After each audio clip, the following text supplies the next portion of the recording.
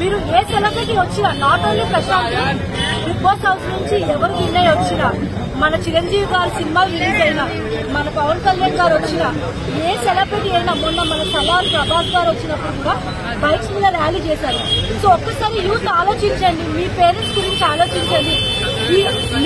Celebrities కూడా మీలాంటి మనుషులు, వాళ్ళని చూసి మీ లైఫ్ స్పాయిల్ చేసుకోవద్దు. మీరు అభిమానించండి, ఒక ఫోటో తీసుకోండి, కానీ మీరు ఇలా బస్సులు పగలగొట్టడం, కార్లు పగలగొట్టడం, ఇలా ప్రభుత్వ ప్రాపర్టీస్ ని పార్ చేయడం.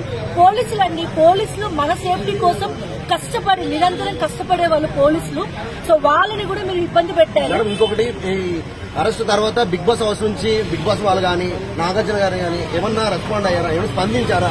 అసలు అయితే మీడియా ముందు అయితే ఎవరు రాలేదు, ఎవరు మాట్లాడలేదు. సో నాగార్జున గారు ఏమైనా స్పందించారా?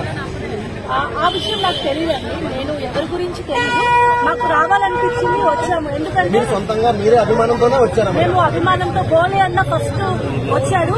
ఎందుకంటే మనం బాగున్నప్పుడు మనం ఒక మంచి సెలబ్రిటీగా ఉన్నప్పుడు దావత్లకి అన్నిటికీ వస్తారండి. కానీ మనం కష్టంలో ఉన్నప్పుడు మనతో ఉండే వాళ్ళే నిజమైన ఫ్రెండ్షిప్, నిజమైన మనవాళ్ళు. సో ప్రశాంత్ కి ఈరోజు కష్టం వచ్చింది. ప్రశాంత్ తప్పు లేదు, ప్రశాంత్ తప్పుంటే మేము కూడా వచ్చేవాళ్ళం కాదు. సో నిజంగా ప్రశాంత్ తప్పు కాదు, ప్రశాంత్ ఫ్యాన్స్ చేసిన తప్పు, ప్రశాంత్ పేరు చెప్పుకొని బయట ఎవరో చేసిన తప్పు. సో ప్రశాంత్, అందుకే మేము ప్రశాంత్ సార్ న్యాయం ఉంది కాబట్టి మేము మా సైడ్ సపోర్ట్ మేము ఇచ్చామండి.